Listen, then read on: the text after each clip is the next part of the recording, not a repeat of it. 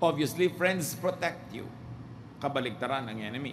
Friends help you and they beautify your world.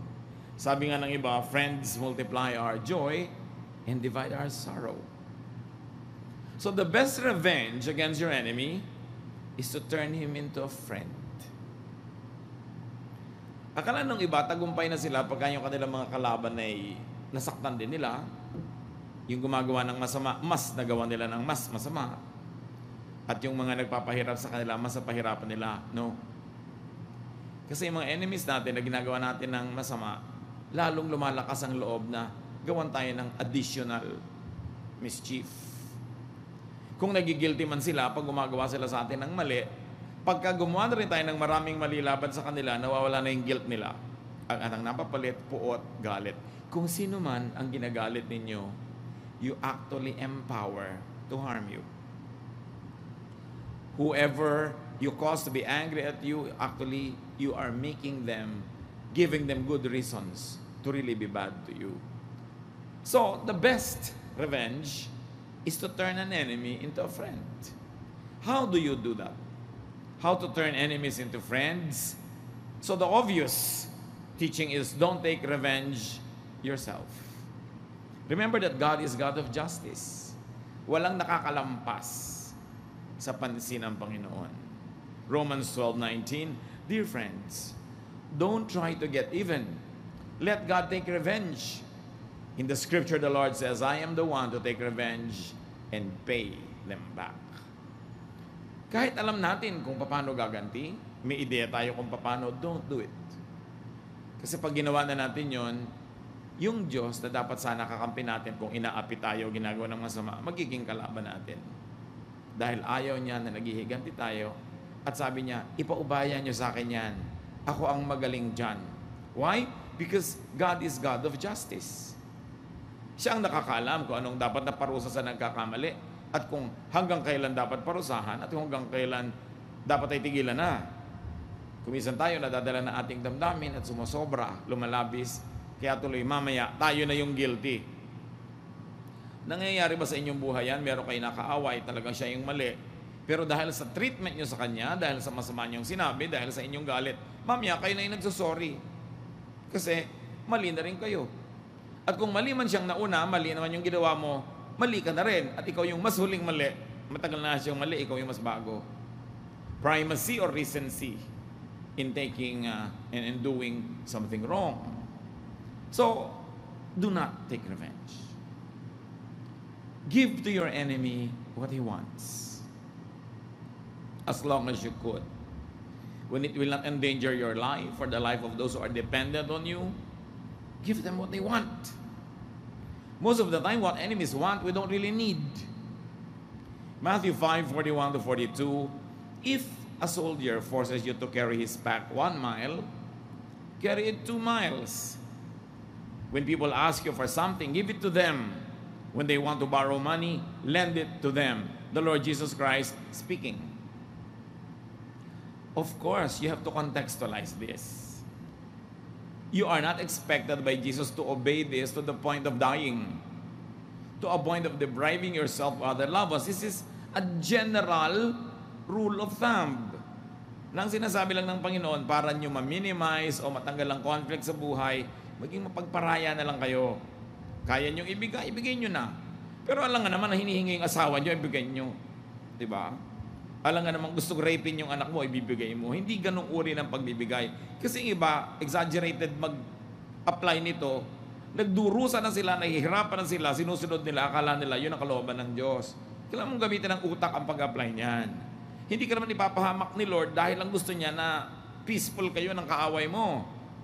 Ang point lang niya, kung kaya mo, katulad nyon, yung mga soldiers, meron sila kasing right to demand from citizens, especially of their conquered countries, to carry their pack for them for 1 mile. Duty mo yan pag may mga soldier na naglalakad, nagmamarcha, pag pinagbuhat kanya ng mga daladalahan. Siyempre, ang dami niyang dala, mga tent, mga gamit. Pag pinagbuhat yan yung mga usyuserong mga nanonood, obligado ka. Nagbuhatin mo yun. Pero may hangganan, 1 mile. A little bit more than 2 kilometers. Hindi ka naman papayagan ng Roman law na sobrang mapalayo sa sarili mong bayan dahil pinagbuhat mo yung sundalo. Pero sabi ni Lord, o kaya mo, di. Tanongin mo soldier, gusto nyo pa 2 miles? O di, mapapahiya pa siya sa sarili niya. Hindi naman ibig sabihin na ipapaapi ka na. Kuminsan kasi sa pag-a-apply natin ng scripture, nawawala sa atin yung common sense. Nagiging masyadong legalistic. Nagiging masyadong word by word ang pagsunod natin na generally, when you take it, wala na siyang sense. Pinapaandar natin yung common sense and godly sense. But what the Lord is really saying here, kung kaya mong pagbigyan mo na lang para matapos ang gulo. Para matapos ang usapan. Minsan pagod ka na, minemaintain mo yung gusto niyang kunin, binigay mo na, dinapahinga ka na. Lalo't di mo naman ikamamatay. How else do you turn enemies into friends? Do good to your enemy. Volunteer to do good. Surprise your enemy. Proverbs 25:21-22. If your enemies are hungry, give them something to eat. And if they are thirsty, give them something to drink. This will be the same as piling burning coals on their heads, and the Lord will reward you. Akala nung iba, pagka binigyan mo ng mabuti yung mga kaaway mo, parang sinunog mo na rin yung anit nila dahil sabi, it's piling burning coals on their heads. But according to some researchers into the culture of ancient Israel, wala naman talaga silang posporo ng araw, so ang nangyayari, pagka namatay yung ilawan nila, kailangan pa nilang manghiram sa kapitbahay nila ng pangsindi ng kanilang apoy. At ano yun? Burning coals. So, ay, namatay yung ilaw ko, namatay yung aming lampara. So, pupunta ka sa malayong kapitbahay, bibigyan kanya ngayon ng burning coals na inilalagay sa para mga palayok na sinusunong ng marami, lalo ng mga babae. So, this is heaping burning coals on people's heads. Ibig sabihin, giving them what they want. Hindi yung pinarusahan mo na ginawang bibingka yung anit nila. Hindi ganon yung reading jar. But in any case, why give food to your enemy? Why give them a drink? Because kindness disarms people. Pag gumawa ka ng kabutihan, lalo yung hindi inaasahan, biglang-biglang nawawalan siya ng lakas ng loob na gawa ka ng masama. Pero may balak na siya gawa ka ng masama, tapos gumawa ka rin ng masama, lalong lalakas ang loob niya na gawa ka ng hindi mabuti. Mawawala na sa kanya yung konsyensya lalo. Makikipag-unahan siya sa iyo sa paggawa ng masama para ma-preserve niya yung buhay niya. At hindi lang yun, pagka ginawan mo ng mabuti yung kaaway, may reward ka pa from the Lord. Isang reward, you feel good. Wala kang guilt. And the Lord knows how to repay those who are obedient. How else do you turn your enemies into friends? And by now, naglalaro na siguro sa inyong guni-guni. Kung sino-sino i-consider nyo ngayon na enemy. Sino yun? Matthew 5:43-44 tells us, love your enemy. You have to love your enemy. You have heard people say, love your neighbors and hate your enemies. But I tell you to love your enemies and pray for anyone who mistreats you. Love my enemy. Paano yun? Love can be emotional, and that is hard to do. It's hard to apply to your enemy. There's also another meaning of love, is to just stop doing bad to somebody or to be committed to his well-being even without the emotional involvement. That is doable, more doable. But even if, and especially if you're able to love your enemy emotionally, who benefits? You benefit, because people who love feel good. People who hate feel bad. At kadalasan nga, sinasabi natin yung hatred para yung asido, meron kang object, pero saan nakatago yung asido? Sa puso mo. Sinong unang nasusunog ng acid na yon? Ikaw. Hatred is like acid. It burns its container more than the one for whom it is being stored. And where do you store anger? In your heart, in your spirit, in your emotion. So you suffer first, even before you're able to make your enemy suffer. Kaya sabi ni Lord, alam nyo, love na lang. What if my enemy doesn't love back? Ano? Kailangan man na mahalin ka rin niya. Pero kung ikaw lang yung nagmamahal o ikaw lang yung committed to the well-being of another person, you feel good. And you feel good about yourself. Therefore, you win whether or not you are loved back. Kung minahal ka pa, di lalo na. So, kailangan nakikita natin yon. Ang laking advantage when you love people because love takes away the wind from your enemy's sails. Kung yung layag niya, napapaandar ng hangin ng galit, galit niya at galit mo, pero pag inalis mo yung hangin ng galit mo, wala na halos matitirang hangin para yung layag niya umandar laban sa iyo. You really disarm a person by not hating and especially by loving. And the verse tells us, pray for your enemy. Prayer changes things. Prayer moves the hand of God. Prayer moves people. Kung minsan yung enemy, hindi mo kausap. So, alam mo, hindi ko kausap yung biyanan ko Hindi ko kausap yung anak ko. Hindi ko kausap yung asawa mo. Magkalayo kami. Yes, magkalayo ang katawan nyo. Yes, hindi nag-uusap ang mga bibig nyo at tenga at mga utak nyo. Pero ang spirito mo, pwedeng kausapin yung spirito niya. And the spirit transcends the body. The spirit transcends time and space. So kahit nasaan yung kalaban mo ngayon, pwedeng makipag-usap ang spirito mo sa kanya. At yung spirito mo, kung nakikipagkasundo, nakikipagmabutihan sa spirito niya, may mararamdaman siya na hindi niya maipaliwanag na bakit, one, maaaring nababawasan o nawawala yung galit niya sa iyo, o number two, nasisimulang kanyang maunawaan at baka magustuhan ka pa niya bilang isang nilalang. So, yung hindi kayang sabihin ng bibig, physical, yung hindi kayang iparating ng utak, paratingin nyo through the Spirit. Maraming nagbabago sa spiritual world at susunod lang ang physical world pag nagbago na yon. Kaya sabi sa Bible, our battle is not against flesh and blood, but it's against principalities, it's against spirits in the air, in the heavenly realms. So, imbes dito kayo sa lupa, nakikipagbakbakan, nakakapagod, ang hirap, makipagbakbakan sa higher realm, sa spiritual realm, yung spirit mo, makipag-usap sa spirit niya, makipagkasundo. Subukan nyo yan. Sabi nga sa Romans 8, you don't know how to pray, but your spirit, the Holy Spirit helps you how to pray. In fact, the Spirit of God in you prays to God. Because you don't know what God's will is, but the Spirit of God knows. And the Spirit of God in you knows what the Spirit of God in heaven would like to give you. So when the Spirit of God in you prays in your behalf, it is better. Yun yung tinatawag na praying in the Spirit. Pinapaandar lang kasi natin, lagi yung utak natin, tayo nagpe-pray. Siyempre, when we pray with our mind, we only get very limited range. Una, limited yung alam natin. We should pray according to God's will, but does your mind know God's will? Does your mind always know God's will? But your spirit knows the Spirit. Because your spirit comes from the Spirit of God. Kung makikipag-usap ka pa sa ibang tao through satellite, via God. Gusto mo sabihin sa asawa mo, magbalik ka na tayo, pero wala kayong communication. Sumusa kay Lord, Lord, sabihin nyo naman sa Kanya, magbalik ka na kami.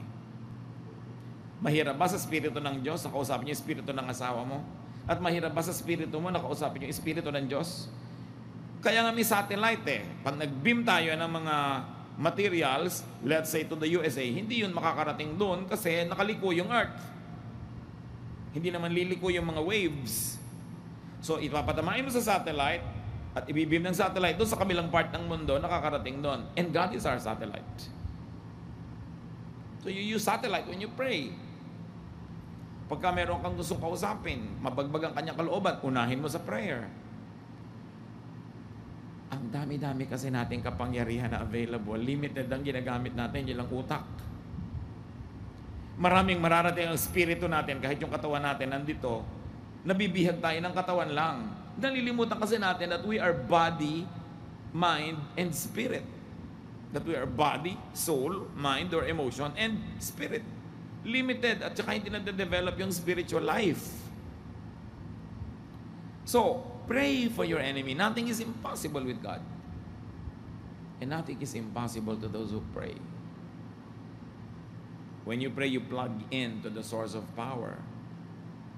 And you win further when you pray and when you love, because a hating and a cursing heart suffers. But a loving and a praying heart enjoys. So pag nagmahal ka, panalo ka. Di ba nararamdaman nyo yan, ha? Yung mga one-way makipag-ibigan, yung love na love nyo siya pero hindi niya kayo love. Di ba na-excited naman kayo, sumasaya rin kayo. Dumadaan siya, talagang nagsasummersault yung puso nyo, pero he doesn't know you exist. Pero sinong sumaya? Siya o ikaw? Ikaw. So okay lang magmahal, pero kung hindi kayo mahal, huwag nyo ipilit. Magmahal na lang kayo one-way, pwede rin yun. Sasaya rin kayo. Pero siyempre, iba kong two-way. Pero paano naman kung 10 tao, yung isang tao lang ang gusto nung 10 na yon, siyempre isa lang yung mapagbibigyan doon. It's good to love. Walang lugi sa umiibig. Nalulugi ka lang kung sinusukat mo ang lahat through money, through time, through effort, through gifts. Nagbibigay ka, hindi ka naman binibigyan, you feel lugi. But when you give to someone you love, and you really feel like giving, kahit hindi ka nung suklian, daig mo pang sinuklian kasi masaya ka. Eh, kung sinuklian ka pa, lalo na. So Matthew 18:15 also gives us another insight. If one of my followers sins against you, go and point out what was wrong. Sabi ni Lord. But do it in private. Just between the two of you. If that person listens, you have won back a follower. So how to turn an enemy into a friend, how to turn even a backsliding brother or sister into another active church member. Do not provoke your enemy to be defensive and offensive. Kung minsan yung kalaban natin gusto na rin makipagkasundo, napapagod din naman siya eh. Kaya lang yung ating mga salita, mga arte, mapanghamon. At dahil nakahamon siya, papatunayan niya na siya ay malakas, siya ay makapangyarihan, lalo kanyang lalabanan. But you can ask for almost anything from people when you ask privately, when you ask quietly and humbly, when you do not provoke them to have to be proud, to defend themselves. So don't attack. May mga ibang tao nagtataka nila, bakit kahit na lang kung saan pumunta, may nang-aaway sa akin? Siguro kaaway-away ka. You provoke people. Baka ang sinasabi mo nakakainis, nakakagalit. Kaya ang reaksyon ng tao magalit sa iyo. Remember, when people react to you, you act first. So what is your action that demands that kind of reaction from others? It's important. Do not provoke people to be hard-hearted. Huwag mong ilalagay ang inyong usapan into a public contest na publicly kailangan niya tuloy manalo. So pagka meron kang, minsan sa family, ganyan eh, lalo yung mga born-again Christian. They turn it into a contest kung a-attend sa church nila yung asawa nila o anak nila o whoever. Lagi nilang pinipilit, lagi lang nilang sinisukol, lagi na lang nilang corner para umattend. Tuloy ayaw nang umattend ng tao dahil pag umattend siya, mukha siya natalo. Don't turn it into a contest. Because when you turn it into a contest, your opponent would like to win. Naturally. So nasa sa style din natin yan. Do not provoke people to be defensive. And there's a very thin line between defense and offense. Pag nang-a-attack ka, people will defend themselves and attack back. So respect your enemy's privacy and discretion.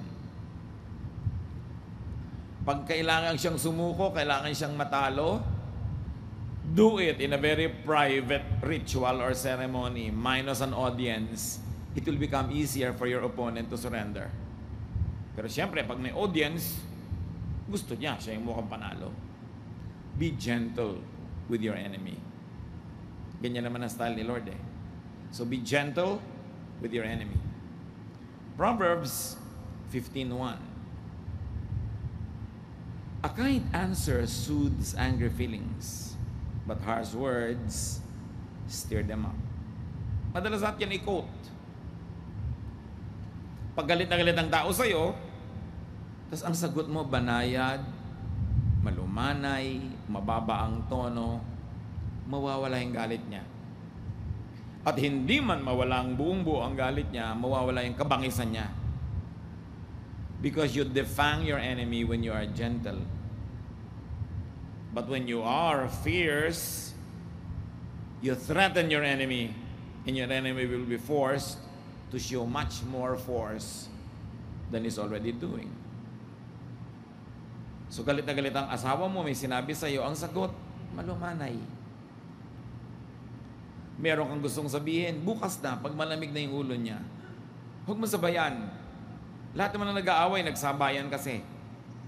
So yung matalinong tao, pag alam mong galit yung kaharap mo, hindi ka na lang ngayon maglalabas ng gusto mong sabihin o ng galit, because for everything there is a season and a time for every matter under heaven. Huwag mapagbigyan mo lang yung katinang dila mo para magsalita, yung silakbo ng yung damdamin, masunod mo, kahit talo ka naman. Ang mahalaga manalo. In a quiet way. Sabi nga ni Mao Zedong, 1 step backward, then 2 steps forward. The real winner will not always move forward when it's more prudent to step backward. And when you step backward, it appears that your opponent is winning.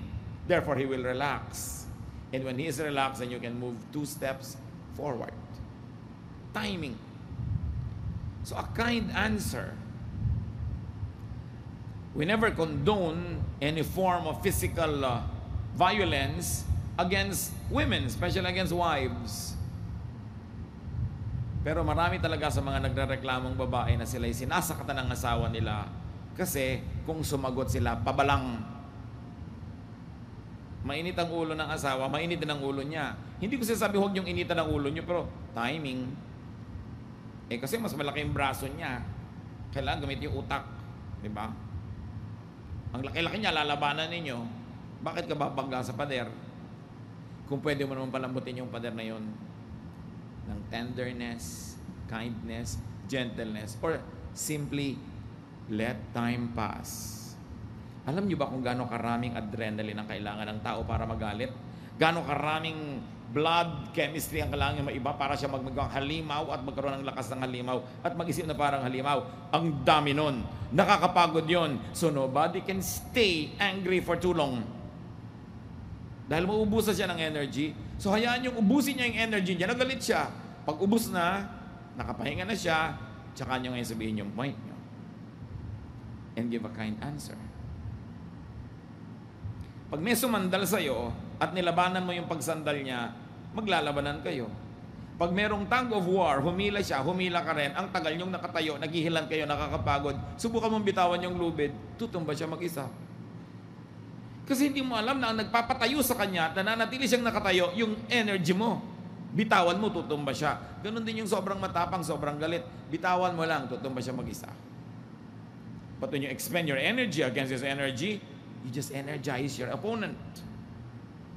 Hindi tayo ipinapatalo ng Bible. Ang talitalino ng mga pinagkalooban niya, mga karunungan na binabasa natin na sinasabing, a kind answer soothes angry feelings. A wise person will answer kindly. Kaya ang pinipili ng mga ambassador, yung mga mahinahon, kasi maigegera mo, dadali mo sa gera ang iyong bansa kung ang ambassador ay mapusok. Kahinahunan, at the end of the day, wins. Yung sumasabog, nanggagalit, talo yun. How else do you turn your enemies into friends? Defer to your enemy. Magbigay daan. Alam niyo si Herod at si Pilate, king of Israel, and yung isa governor of Israel from Rome, may samaan sila ng loob, may hidwaan, magkagalit sila actually. Pero paano nagkasundo? Dahil kay Jesus. Hindi dahil pinagkasundo ng Panginoon, kundi nung dinala si Jesus kay Herod, ipinadala niya kay Pilate. Ipinadala ni Pilate din kay Herod. Parang, ikaw na bahala, ano bang gusto mong gawin dyan? Yung isa nun, ipinadala rin niya. So, na-massage yung ego nila pareho na, pinapahalagahan pala niya ako, pinadala niya sa akin dito itong nakasakdal. In other words, sige, anong tingin mo? Ikaw ang bahala. I surrender this person to you. So sabi sa Luke 23:12, that same day, Herod and Pilate became friends, even though they had been enemies before this. Dahil nagbigayan.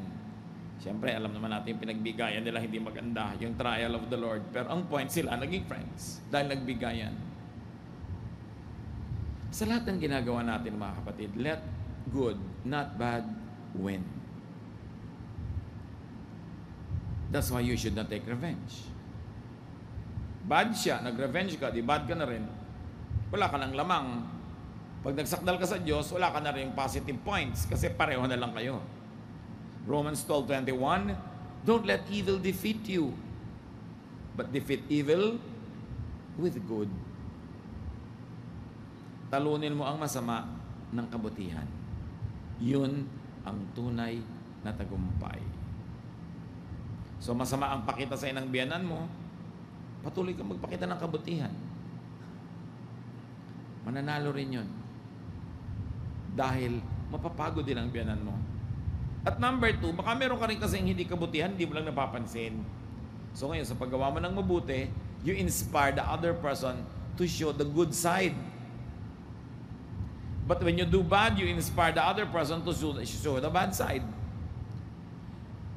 Kung ano ang kilos ng tao sa presence natin, hindi lang siya ang may pananagutan doon. Malaki pananagutan natin doon. Kasi madalas yung ginagawa nila, reaction lang sa atin. Matthew 5:25-26. Before you are dragged into court, make friends with the person who has accused you of doing wrong. If you don't, you will be handed over to the judge and then to the officer who will put you in jail. I promise you that you will not get out until you have paid the last cent you owe. So anong tinuturo ng Panginoon dito, ng Panginoong Jesus? Makipag-areglo. Huwag na lang magmatigas. Lalo't alam mo mali ka, makipag-areglo ka na, magpakumbaba. Habang hindi ka pa pinapatawan ng parusa, makipag-areglo ka na sa nagdedemanda sa iyo. So what is the prescription of the Lord? Make friends. It's good to make friends. Proverbs 17:17, a friend loves at all times. You know, an enemy hates at all times. You don't want hatred, you want love. So make friends, especially with enemies. Make friends on time. Alam nyo kung kailan daw tayo maging mabait, mabuti sa isang tao bago tayo magkaroon ng hidwaan. Kasi pag may hidwaan na at doon ka naging mabuti, isipin niya, you are just trying to make up.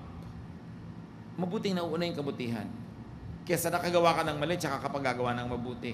Minsan nire-reject na eh. So whenever you could, do good. Whenever you have a chance, you have an opportunity, do good to people. You will never know when they could become candidates to become enemies. Then meron ka nang huhugutin na goodwill na noon mo pag ginawa. Make friends on time. Proverbs 17:8, a bribe works miracles like a magic charm that brings good luck. This is just a statement, hindi minasama yung bribe.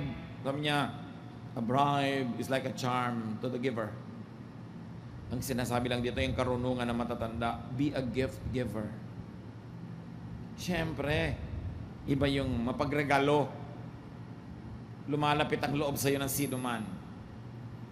Merong mga sinasabi, bakit po kaya hindi ako ma-accept nung mga parents ng nililigawan ko? Sasagot ko lang, nagre-regalo ka ba? May dala-dala ka bang buko pie pag dumadalaw ka?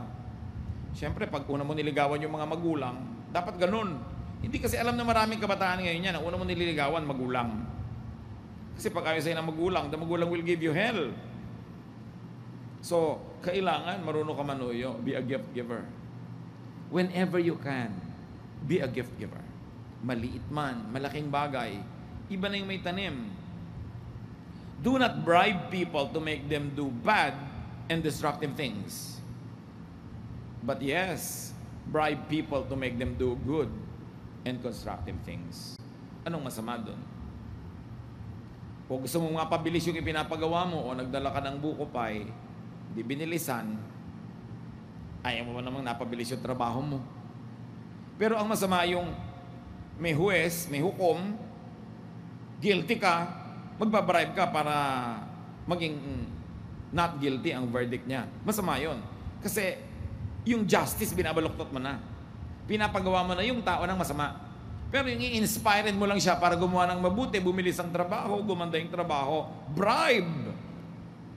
Huwag kayong kuripot. Kung gusto nyong mabilis ang kilos ng makinarya. May bribing na masama, merong hindi. So mga kapatid, pinag-usapan na natin what to do with your enemies. Lalo naman that you should do it with your loved ones, with your friends. Don't take revenge. Asawa mo yan, anak mo yan, kapatid mo yan, magulang mo yan, biyanan mo yan, don't take revenge. Sa enemy nga, don't take revenge. Yan pa, na permanent fixture ng buhay mo. Do good. Love.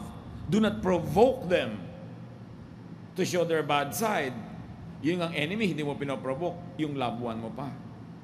Defer to them. Kung ang enemy, tinuturo ng Bible, pagbigyan, magbigay daan, lalo naman sa mahal mo sa buhay, lalo sa nagmamahal sa iyo. If you are told by the Bible to make friends with your enemies, 100 times over, you have to make friends with your family. You have to make friends with those who already are friends. Pag sinunod lang natin yung mga simpleng turo ng Bible, mga kapatid, masyadong mamiminimize ang mga problema natin, mamamaximize yung enjoyment of life. So don't make enemies. And if you have enemies, don't take revenge. Turn them into friends. The wise person does not bite. The wise person does not cause others to bite her or him. But you put a smile on their face. That is a true victory. Panginoon, siyasatin mo po kami kung sa mga kilos, ugali, gawa, pananalita namin, nakakagawa kami ng mga kaaway.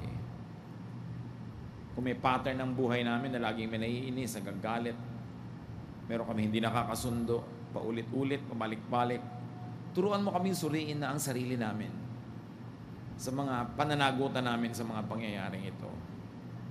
Turuan mo kami, Panginoon, kung paano aalisin ang galit ng mga nagagalit sa amin.